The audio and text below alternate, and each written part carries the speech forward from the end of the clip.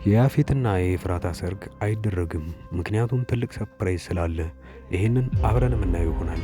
በሐረግ ድራማ ላይ በክፍል 64 የሚፈጠሩ አንዳንድ ትዕይንቶችን አብረን እናያለን። የመጀመሪያው ምን ነበረ? ኤፍራታ ለናታን የነገረችው ቃል በቃል ምን ነበረ? እኔ ካንተ ጋር ከዚህ በኋላ በፍቅር ግንኙነት ውስጥ መቀጠል አልችልም። በቃ እኔ አንተን መጉዳት ስለማልፈልግ ላልደብቅህ ልነግርህ ነው። አንድ ሰው አፍቅሬያለሁኝ። ያንን ደግሞ እኔ አልችልም። የአጋጣሚን የተፈጠረው ይሄ ሆን ብሎ የተፈጠረ ስህተት አይደለም ብለው እውነቱን ለመንገር ሞክራ ነበረ። ያ ነበረ ታዲያ ስህተቱ። እዚህ ጋር ታዲያ ግን እሷን በማመን ችግር የለውም አንቺ እኔና አንቺ እንድንራራቅ ወይንም እኔ እንደዛ ከሆነ የምትፈልጊው ያንቺን ደስታ ብቻ ስለምፈልግ እቀበለዋለሁኝ ብሏል። ናታን ይህንን ሲል ታዲያ ብዙ ሰዎች ጥያቄ አቅርበውለት ነበረ። ጽዮንና የራሱ ጓደኛ ቢኒያም እንዴት እንደዚህ ልታረግ ቻልክ ተብሏል። እኔ የኔን ጨረቃ በደንብ አድርጌ ነው ማቃት። ብዙ ነገሮችን አብረን ማሳለፍ ነበር የምትፈልገው፣ ያ ማለት ችግሮችንም ደስታዎችንም። ይሄኛው ጊዜ ግን ፈራ ተባ እያለችም አይደለም የነገረችኝ፣ እኔ እንዳልጎዳ ብላ ነው ቀድማ የነገረችኝ። አንድ ሰው አፍቅራለች፣ ያንን ደግሞ እኔ ልከለክላት አልችልም፣ ምክንያቱም የተፈጥሮ ጉዳይ ነውና እንደውም ላግዛት ነው የሚገባው ብሏል። የእሷ ደስታ ማለት የኔ ደስታ ነው እና ይሄ ማለት ደግሞ ሰርግም ሲደረግ አብሯት ሊሆን ይችላል ሊደግፋትም። ያ ግን እንዳይፈጠር አንድ ሁሉንም ነገር የሚያከሽፈው ነገር አለ። ምን ይመስላችኋል?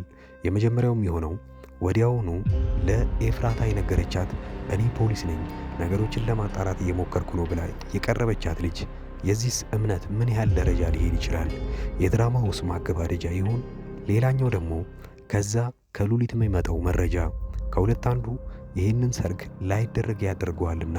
ምክንያቱም የሚሆነው መረጃዎች ከተያዙና የያፌት ጉድ ከወጣበት በኋላ እንኳን ሰርጉን ሊያደርግ ይቅርና የራሱን ነፍስ ለማትረፍ ነው የሚሞክረው። ሌላው የቤዛ ጉዳይ። ቤዛ አሁን ላይ ከዛ እስር ቤት ልትወጣ ቀናቶች ብቻ ነው የሚቀርባት። ያ ማለት ከዛ ከወጣች እሷም ሌላኛው አንድ ትልቅ ችግር የምትሆን ይሆናል።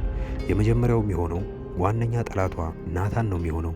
ናታን ታዲያ ብዙ ነገሮችን ባያጠፋ እንኳን ትወደዋለች፣ ታፈቅረዋለች። ነገር ግን የሌላ ሰው ሆኖ ስታየው ብዙ ጊዜ አናዷት ነበረ። አሁን ላይ ግን ራሱኑ ፊት ለፊት የምትጋፈጥበትና የምትበቀልበት ምክንያት አግኝታለች። እዛው እስር ቤት እየሆነች ያወቀችው አንድ ሚስጥር አለ። ናታን ለካ እሷን ያገባት ንብረቷን ከወሰደና የድርጅቱን ሙሉ ለሙሉ ኃላፊነት እሱ ጋር ከደረሰ በኋላ ኤፍራታን በድርጅቱ ሊቀይርባት ነበረ። ይህንን ታዲያ እዛው ሆና ነበር የሰማችው። እንዴት ናታን ኤፍራታን ለማዳን ሲል የኔን ድርጅት አሳልፎ ለሰው ሲል ይሰጥ ነበረ። ያንን ሁላ የሚያረግ ከሆነ ምን አይነት ጨካኝ ነው፣ እኔን ከቁም ነገር አይቆጥረኝም ነበረ ብላ እንድታስብ አድርጓታል። ያ ማለት ታዲያ ድጋሚ ከናታን ጋር የፍቅር ግንኙነት ለመጀመር ጭራሽም ማታስብ ሆናለች። እንደውም ከዛ ቤት አስወጥተው ሙሉ ንብረቷን ካስመለሰች በኋላ ናታን ሲጎዳና ብዙ ስቃይ ሲያይ ለማየት ነው የምትሞክረው።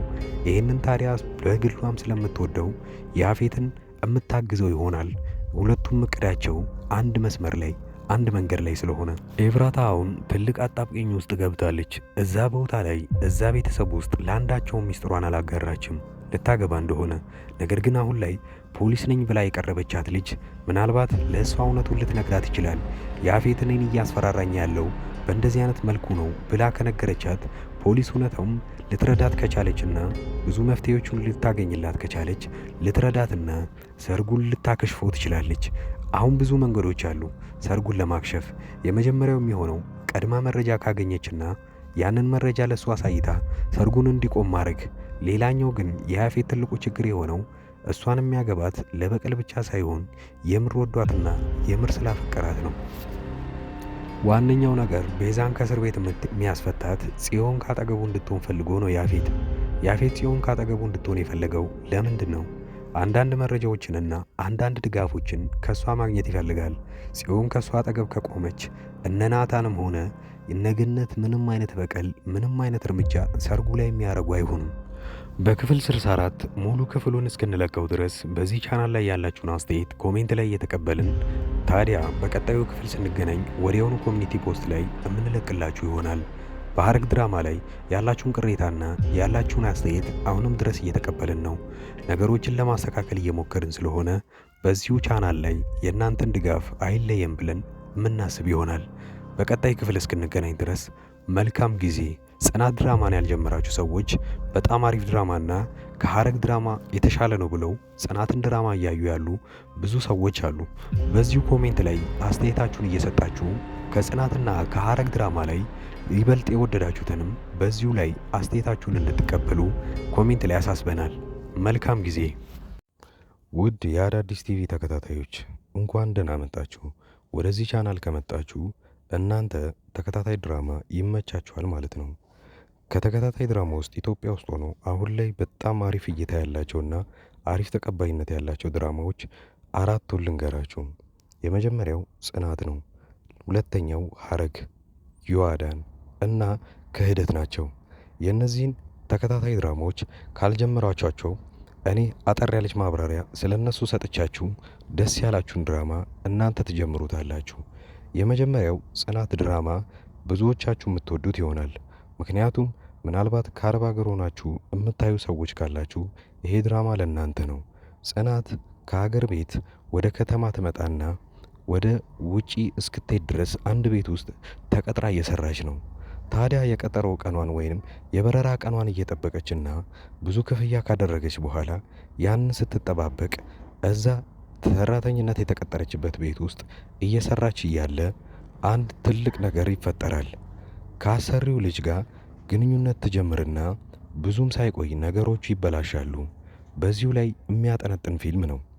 ሁለተኛው ሐረግ ድራማ ላይ ሁለት በትንንሽነታቸው የሚታወቁ በአባት አንድ የሆኑ ወንድማማቾች ነገር ግን ካደጉ በኋላ በጣም ትልቅ ጠላት ሆነው እዛ ላይ የምናየውን ነገር አብረን እናያለን። ፍቅረኛ ይነጣጠቃሉ፣ ንብረት ይነጣጠቃሉ፣ ነገር ግን ወንድማማቾች እንደሆኑ አያውቁም። ሐረግ ድራማ እዚህ ነገር ላይ ነው የሚያጠነጥነው። ዮአዳን አንዲት ምስኪን ሴት በባህል ሀብቶችና በትልልቅ ሰዎች የእሷ የሆነን ነገር ለመንጠቅ ሲሞክሩና እሷ ግን ብልጠትነቷን ከነሱ በላይ የምታሳየቸው ፊልምና ብዙ ታሪኮች ያሉበት አሪፍ ድራማ ነው። ሌላኛው ክህደት ነው። ክህደት የሚለው ፊልም አሁን ላይ በጣም አሪፍ እየታየ ያለ ነው። ክህደት አንድ ጓደኛውን በጣም የሚወዱት ሁለት ጓደኞች አሏቸው። ታዲያ በዚህ ጊዜ ጓደኛው የልቤ ጓደኛ ናቸው ብሎ ለእነሱም ማያረገው ነገር የለም። ብዙ ነገር አድርጎላቸዋል። ነገር ግን ትንሽ እንደቆየ ይታመምና በጣም እርዳታ ሲፈልግ ከጓደኞቹ የሚጠብቀውን እርዳታ ሳያገኝ ይቀርና ይልቁኑ በዛኑ ልክ ይጠቀሙበታል። ይሄኔ ታዲያ እሱ ካወቀ በኋላ ምንን ማድረግ እንዳለበትና እንዴት ከነዚህ ጓደኞች ሊበቀል እንደሚችል የሚያሳይ አሪፍ ፊልም ነው።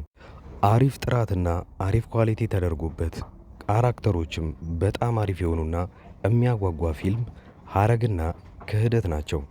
ሁለቱ ፊልሞች ምንም አይነት ንዝናዜ ምናምን ሳይበዛባቸው ወሬም ሳይኖራቸው ቀጥታ ምንም አይናችሁን ሳትነቅሉ የምታዩት ፊልም ነው። ሌላኛው ጽናት የሚለው ፊልም ታሪኩ አሪፍ ሆኖ ነገር ግን ብዙ ወሬዎች ስለሚበዙበት ምናልባት ፊልሙ ሊሰለቻችሁ ይችላል። ነገር ግን ፊልሙ እንደዛ የሚሰለቻችሁ ከሆነ እኔ በየጊዜው የእያንዳንዱን ክፍሎች እንደዚሁ አይነት በትረካ መልክና እናንተን ለጥያቄ ያተሳተፈ ለመልስም አስተያየት እንደሰጡበት አድርጌ አንዳንድ ቪዲዮ ለእያንዳንዱ ክፍል እሰራለሁ። ዮአዳን ድራማ ብዙ ሰዎቹ ስትጀምሩት በጣም አሪፍ ድራማ ነበረ። እስከ ክፍል 40ና እስከ ክፍል 45 ያለውን ድረስ ብዙዎቻችሁ በጣም አሪፍ አድርጋችሁ ስታዩት ነበረ። ከክፍል 45 በኋላ የዳይሬክተሩ አቅጣጫ ፊልሙን ስለቀየረው ብዙዎቻችሁ ጠልታችሁትና የጥንቆላ ስነ ስርዓትን እያስገባችሁበት እኛ ከዚህ ምን መማር አለብን የሚለውን ካያችሁ በኋላ ለተከታታይ 2 ሳምንታት ፊልሙ ሳይለቀቅ ስለቆየ ረስተውት በዛው ትታችሁት ነበረ። ነገር ግን አሁን ተመልሳችሁ እንድታዩበት እምመክራችሁ አንድ ነገር አለ። ዮአዳን ድራማ ላይ አሁን ዮአዳንና ሳሚ ፍቅረኛሞች ሆነዋል። እዛ ቤት ውስጥ ያለ ወላጅ እየኖሩ ነው ያሉት። ምን ሊያጠፉ ይችላሉ፣ ምን ሊደረግ ይችላል የሚለውን አብረን የምናየው ይሆናል። እዛ ላይ ሂሩት የምትባል አንዲት መጥፎ ሆና የምትተውን ልጅ እዛው አካባቢ ላይ እብደትን ተከናውና ነገር ግን ጤነኛ ሆና እሷ እንዳትታሰር እያየችው ያለውን ስቃይ አሁን ላይ ማየት ይኖርባቸዋል ብዬ አስባለሁ። አዳዲስ የጀመሩ ተከታታይ ድራማዎችንና አሪፍ የሚባሉ ፊልሞችን በዚሁ ላይ በአንድ ድምፅ አድርጌ በጥሩ ሁኔታ ተርኬ የማቀርብላችሁ እኔ ዙበይር እባላለሁ። የቻናሌም ስም አዳዲስ ይባላል። እኔን ለማበረታታት ሰብስክራይብ ማድረጋችሁን አትርሱ። በቅርቡ 50 ሺህ የምንገባ ይሆናል። አሁን ላይ 40 ቤት እንዳለን አትርሱ።